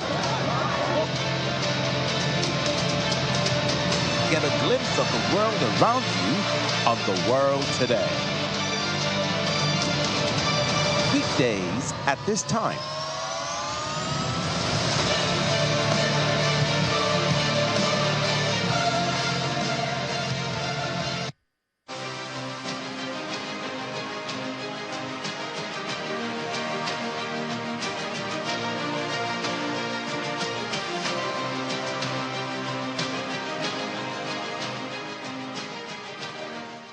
It's time for us to move to Lagos, where we'll be speaking with the Academic Staff Union of Universities there. They've reeled out a long list of issues and things that they think have to be addressed before they go on that strike. And we're hearing that that strike is imminent if these things are not sorted out. So joining us right now via Zoom in Lagos, Mr. Dele Ashiru, the immediate past chairman of ASUU in University of Lagos. It's good to have you with us on the program. Good morning. Good morning. Thank you for this invitation. Yes, we understand. We understand that the floods in Lagos have kept you in your car.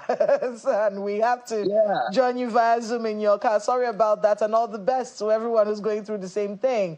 But I want to be able to talk about these things that the organization at least the union in Unilag are asking for. What's really the situation right now?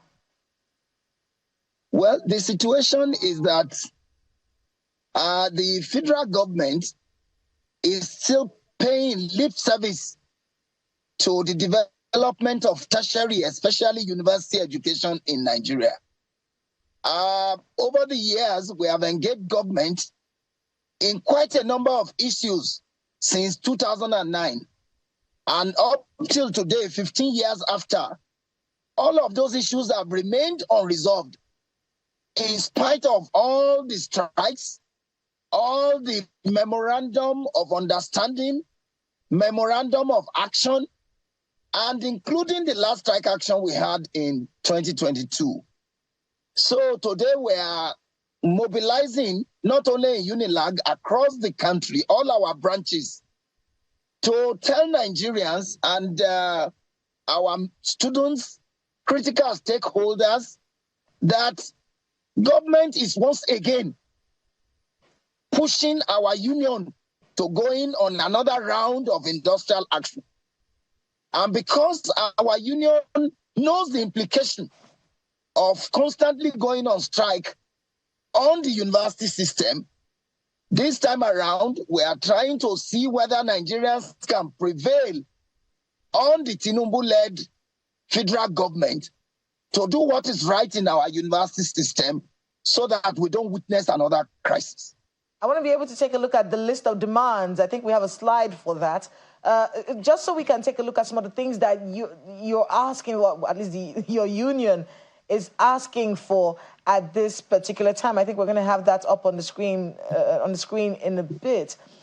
You know, when it comes to industrial actions, while these, list of demands may be very crucial and very important, very long list there, asking for the conclusion and signing of the renegotiated agreement based on Professor Nimi Briggs' committee report and a lot of other things that are on this list of demands. one of the criticisms that you may have to deal with, Mr. Ashiru, is the fact that, many parents are probably tired of their kids being at home from one strike or the other. It almost feels like you're punishing parents and their children, their wards, for your impasse with the government. What do you make of that assertion, sir? Well, it would be a wrong way to approach the issue if they think that we are punishing our students. No, we are not. Look, but for our struggles over the years, there may probably be no school for those children to attend today. And if you look at what is currently happening in Nigeria, you find out that very soon, if urgent steps are not taken, our universities will collapse. Only yesterday, the Ahmadu Bello University, Zaria, wrote an open letter to the president, telling the president that universities cannot afford to pay the new tariff for electricity bill. Can you run a university without electricity? That's number one. Number two, concerning our issues, although the list appear long, but all of them are byproducts of one agreement with government or the other. Let me take some time to look at the list. The first one is that our members have been receiving the same salary in the last 15 years. In fact, our salaries are better 15 years ago than they are today. Is it fair for a group of workers to be receiving the same salary in 15 years? That's number one. Number two, we are being punished for going on strike in 2022. Now, all the work that they said we didn't do in 2022, we have already done them. Our students have graduated. They have moved on with their lives. Their parents are also moving on with their lives. But up till today, of that 2022 strike, consequent upon withholding our salaries, we feel that government is not fair to us in this direction. Number three, government is at the moment owing us check-off dues, cooperative society deductions, which they took from our salaries and they have not remitted to the respective institutions where they should do so. Not only is that criminal, it is the height of insensitivity on the part of government to do so. Our members are being owed promotion arrears. Our members who went on sabbatical, who went on adjunct lectureship, have not been paid because government deployed an evil and fraudulent your money and not remit. As I speak with you, government asked us to develop an alternative platform for payment of our salaries when we criticized IPPIS. We spent our money, produced that national solution to payment problems, not only in the universities, rather than government embracing that creative ingenuity of our union and of our members. They are today paying humongous money for the operation of IPPIS. So although the list appeared long, but all of those issues are tied to one consequent of to do what is right for our members. And I don't know what it is that our members, the academic staff in Nigerian universities have done to successive governments in Nigeria to deserve this kind of treatment.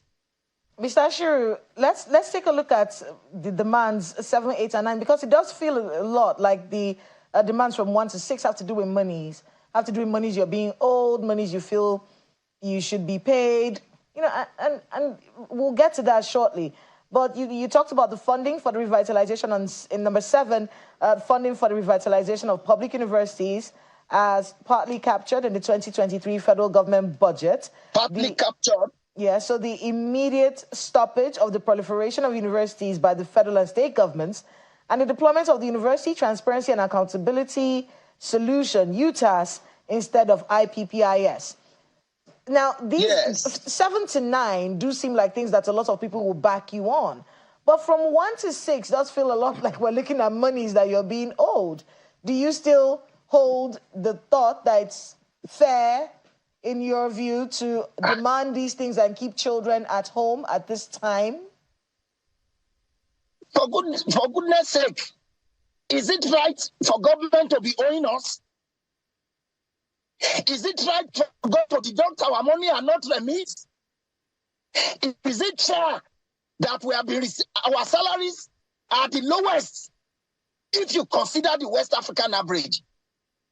Is it fair that a worker will continue to work without anything, any incentive to show for it? We are not asking government to do anything that is like a favor to us. We are saying that you yourself put in the 2023 budget and academic allowances that you are owing us.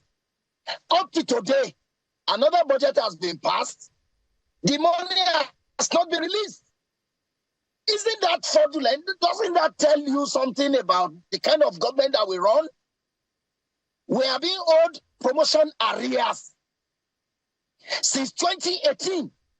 2018, this is 2024. Are you saying that we have not been patient enough? Are you saying that we've not been patriotic enough to put your hands together and pay us? Look, we are not apologetic about demanding for monies that we are owed. Can you owe a bank, and then when the bank comes for you to pay the money you are owing, you tell the bank stories? So I think that Nigerians need to remove this sentiment. There's no category of worker in Nigeria that is being owed the way our members are owed. And we are saying it for the opting time.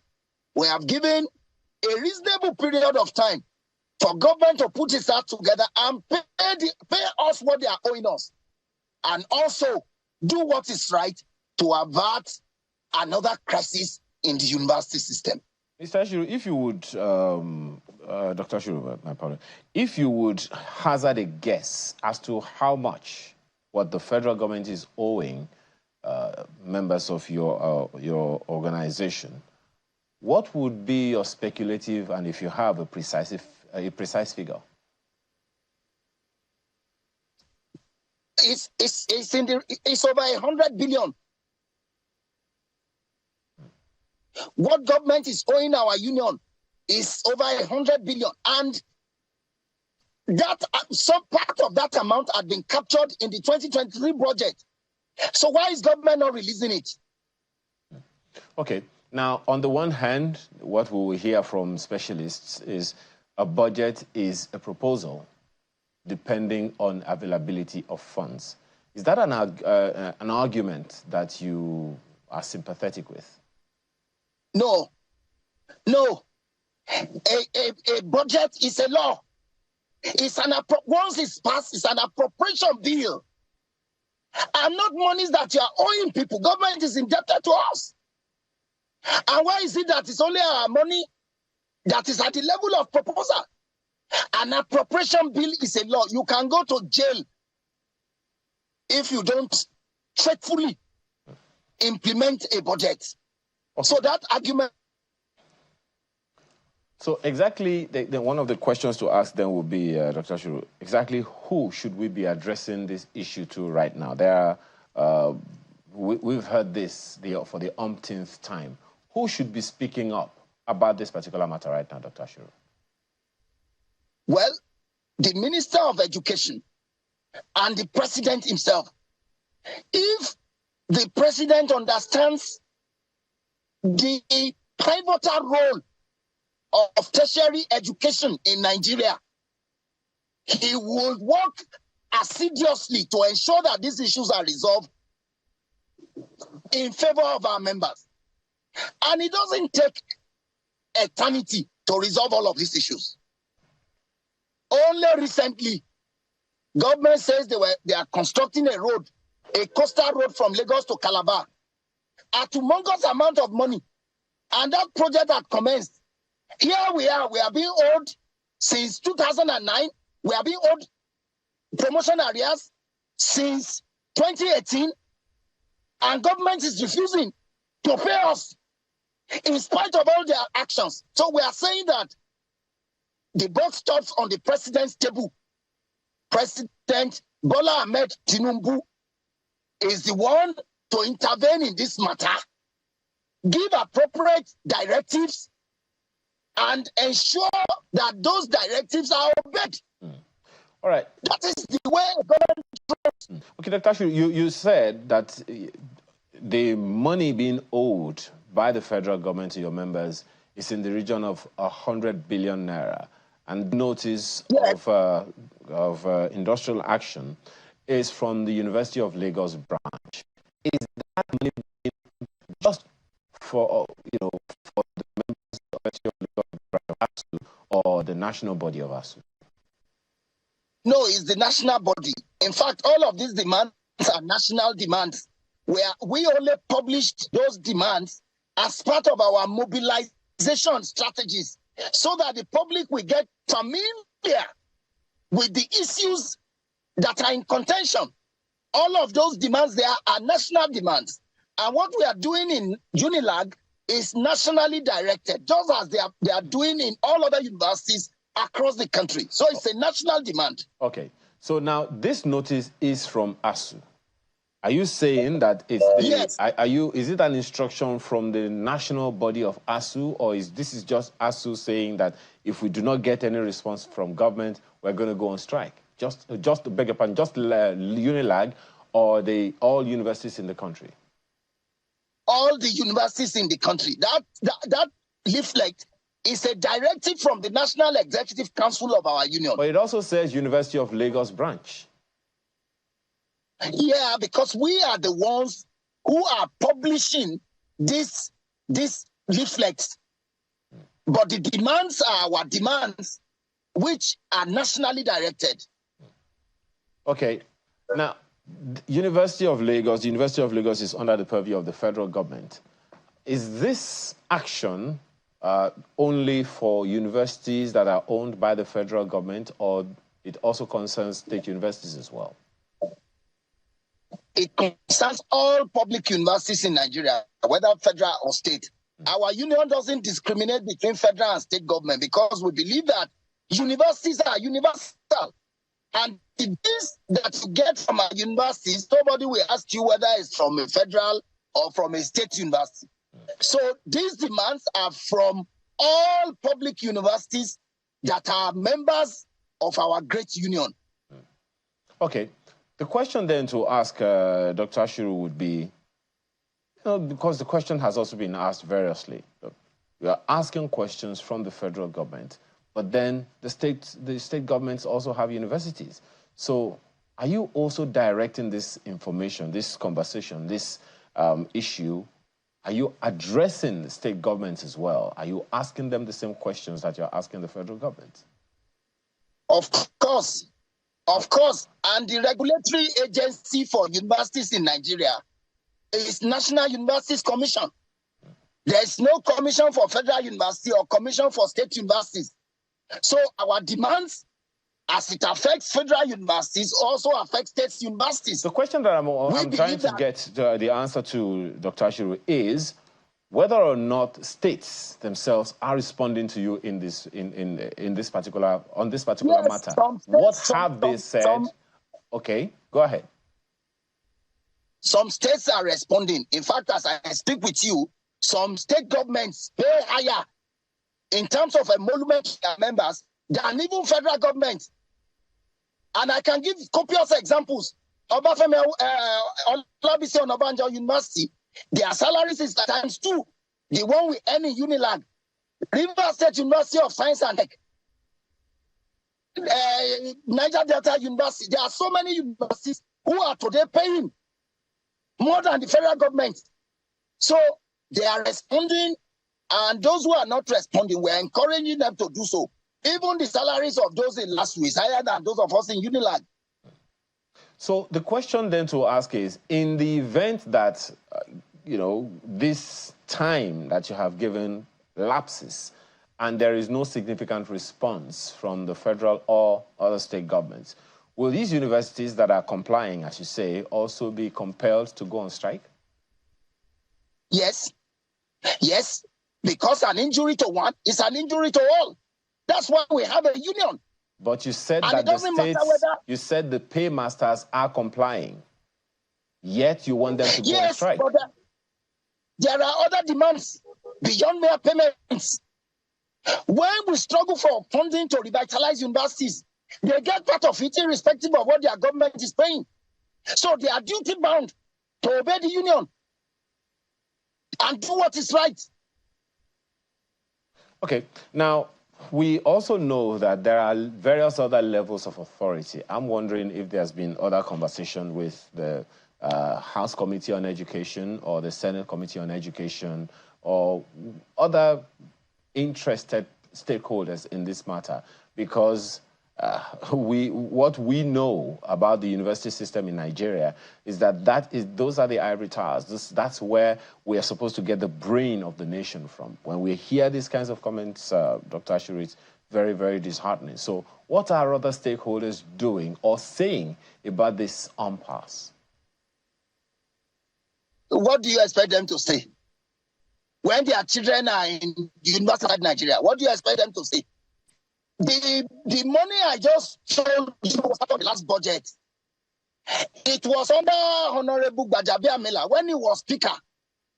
He was the one who assured us. He identified that one of the reasons why those problems have remained intractable is because when we have agreements, they don't put them in the budget. And he worked commendably at that time to put these demands in the 2023 budget. He is now the chief of staff to the president. And we have written him severally to say that this emolument that you have put in the budget is yet to be released. Nothing has come out of it. Several interventions from Senate Committee on Education, on Tertiary Education, House of Representative Committee, even the current speaker had to intervene in our matter. All to no avail. Well, Mr. ASUU, I mean, it's a very precarious situation that we've all found ourselves in. I'm wondering how the government is going to cough out this money and give it to you, because those are some of the major things in your demands here. In an era where we're hearing that people can't pay, some state governments can't pay minimum wage of 30,000 naira, and then we're trying to increase that. And then with everything that's going on in the country, with everyone saying there is no money, ultimately, what would be a favorable response for the union, and how soon do you expect that response? Immediately. And the other that there's no money is only diversionary and unpatriotic. There's money to do whatever.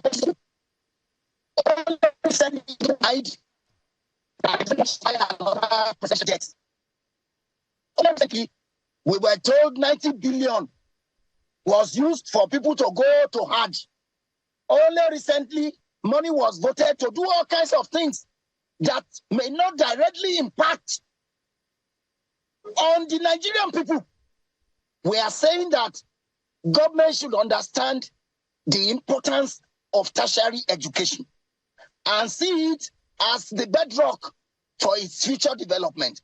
Until they do that, Nigeria will continue to wallow in poverty and continue in this underdevelopment state because adequate attention is not paid to the development of the mind. So we are appealing for the opting time and also requesting well-meaning Nigerians to help speak to government to do what is right before another round of industrial crisis in our universities. We do have to wrap it up there. That'll be a good place. But good luck to the union and all that you do, and keep safe as well while you do what you need to do. Thank you so much, Mr. ASUU, for joining us on the program. Mr. Dele ASUU, the immediate past chairman of ASUU in Unilag. And of course, you saw there that he had to join us from his car. And that's because the floods in Lagos are upon Lagosians. And we're having those visuals for you right now, just so you can understand the scale of what the people in Lagos are going through at this point in time. And I think these are places that Ayo are very familiar with. I mean, I mean, if it was Abuja now, I'll be able to tell you exactly where this water is coming from, where it's leading to. Give us an insight. Well, for one, you have to recognize one thing. I can't, make any case for any government. But the facts are facts. Lagos is one of the lowest, is one of the places with the lowest water beds in the country. And so it's a responsibility both on the part of the government and the people to ensure that we do not clog the drainage ways and all of that. So that's one of the things that I can just say here. We knew that the rains were going to happen. So why is this happening to us now? This is, and I don't even know if the 7-day rain or whatever they call it has started, but that's what that is. Again, we could go back to the issue of eternal vigilance, won't we? But I find this, just before we go, Kelly, I found this message very, very, interesting. It's from one of our viewers. I sent it about an hour or two ago, almost 2 hours ago. It says, prosperity will come to Nigeria when we start to invest in the people, especially education and healthcare. A healthy nation is a wealthy nation, and people with a basic education can be industrious and work hard to the benefit of all. That's from Atinuke on X, and it's so precise and so profound to the conversation that we just. I mean, we have a situation where a lot of things are being weaponized in this country, and those are things that, as a people, we have to understand that we cannot pretend that it's not happening. That you're not thinking about it doesn't mean it's not happening. Absolutely. So if things like poverty, lack of education are being weaponized, then those are things that we should focus on and insist that those things are delivered to the Nigerian people. Well, I believe that the conversation will continue where you are. In the meantime, we have to let you have the rest of your day now. Thank you for the privilege of being part of it. I'm Ayo Makide. Have a great day ahead. I'm Kayla Magwa.